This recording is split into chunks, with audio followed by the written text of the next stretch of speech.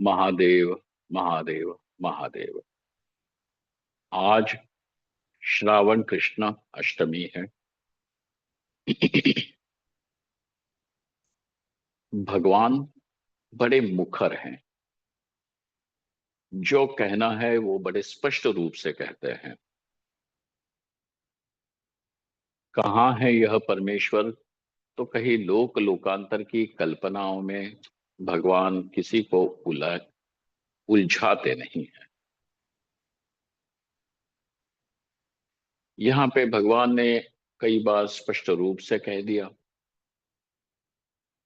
परंतु 13वें अध्याय में भगवान अत्यंत स्पष्ट रूप से और भी बोल देते हैं।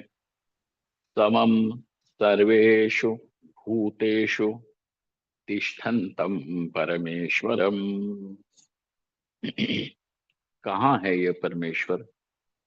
तो कहा सब भूतों में समरूप से बैठे हैं। कोई ये न सोचे कि कोई बिच्छू है या तो कोई कनखजूरा है या ऐसे उपद्रवी जीव हैं कि जिनके भीतर परमेश्वर नहीं है।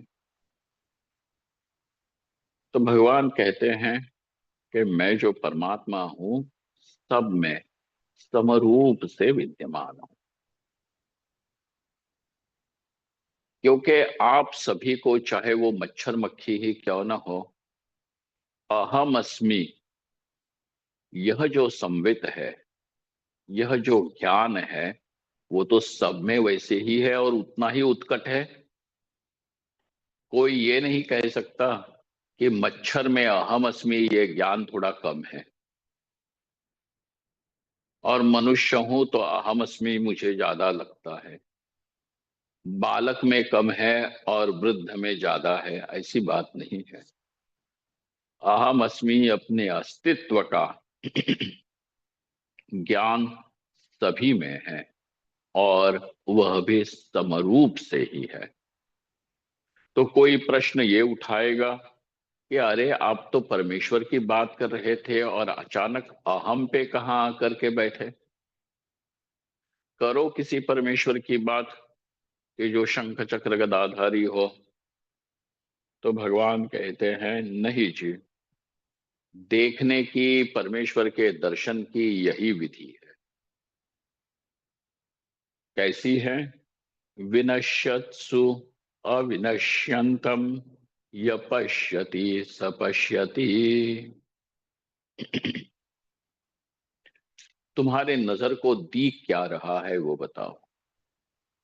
तुम कहोगे कि हमें ये सारी दुनिया दिखती है, स्त्री पुरुष बालक वृद्ध, मनुष्य पशु पक्षी कीट पतंगा, ये सब कुछ दिखता है। अब जरा विचार करके बताओ कि इनमें से अविनाशी कौन है? तो कहोगे ये सारे विनाशी ही हैं। तो कहाँ ढूंढे परमेश्वर को? तो भगवान कहते हैं यही, यह जो विनाशी तुमको जो जगत दिख रहा है वही विनश्यत्सु। विनश्यत्सु में सप्तमी का प्रयोग है। ये जो विनाशी है उसी में अविनश्यंतम, एक अविनाशी वस्तु बैठी हुई है। और वह भी कैसे? समरूप से सभी में है। इसलिए समम सर्वेषु भूतेषु तिष्ठन्तं परमेश्वरम विनश्यत्सु अविनश्यंतम य पश्यति स पश्यति। इस प्रकार जो परमेश्वर का दर्शन करता है वही परमेश्वर का वास्तविक दर्शन है। कोई कहेगा ना जी हमको तो ऐसे दिव्य दर्शन हो रहे हैं, लेकिन ये मत भूलना वो दिव्य दर्शन भी तुम्हारा आएगा और जाएगा, वो तो विनाशी हो गया। जो आए और जो जाए, चाहे कितना भी दिव्य क्यों ना हो, आए और जाए तो वो विनाशी जरूर हुआ। भगवान कहते हैं विनाशी में ही अविनाशी बैठा है, और वह अविनाशी परमेश्वर है। कहाँ देखें? तो फिर भगवान कहते हैं यः पश्यति तथात्मानम् अकर्तारं स पश्यति। पहली तो बात, अपने ही विषय में तुम निश्चय कर लो कि तुम कर्ता भोक्ता हो, कि तुम्हारा क्रिया के साथ कोई संबंध नहीं है। देह, मन, बुद्धि, इंद्रिया, इन्हीं के साथ तो क्रिया, यही तो क्रिया करते हैं। देखने की क्रिया है अथवा बोलने की क्रिया है तो तत्तद इंद्रियां कर रही है। सोचने का काम बुद्धि कर रही है। तुमने किया क्या, ये सवाल है।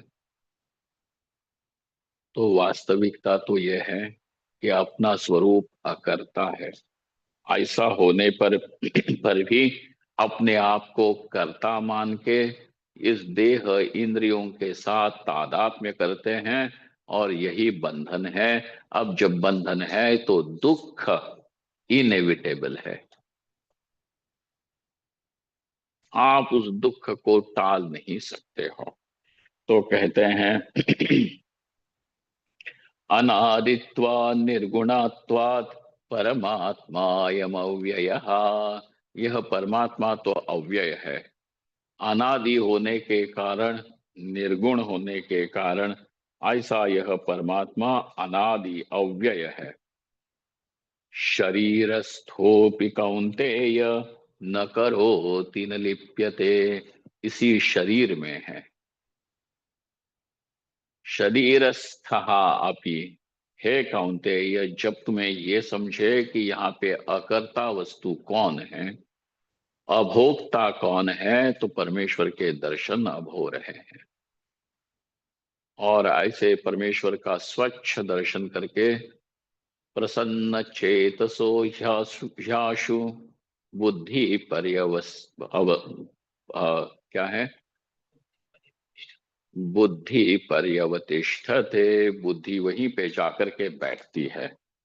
और दूसरी बात ये होती है प्रसादे सर्व दुखानाम हानिरस्योपजायते। इस प्रकार जिसे ये स्पष्ट दर्शन होता है आत्मा का परमात्मा के रूप में ही, तब उसके सारे, इस प्रसाद मतलब स्पष्टता, स्वच्छ, उसको कहते हैं प्रसाद। इस प्रकार इस प्रसन्नता के कारण अब होता क्या है, इसके सारे दुखों की हानि हो जाती है, नष्ट हो जाते हैं। यह है परमेश्वर का दर्शन। इस प्रकार भगवान श्री कृष्ण बड़े ही मुखर होकर के 13वें अध्याय में परमेश्वर के दर्शन की ये विधि, अपने परमात्म दर्शन की विधि बताते हैं, परमेश्वर का स्वरूप भी बताते हैं। ओम शांत शांत शांति। रुको जरा, इंग्लिश में भी करना है ये।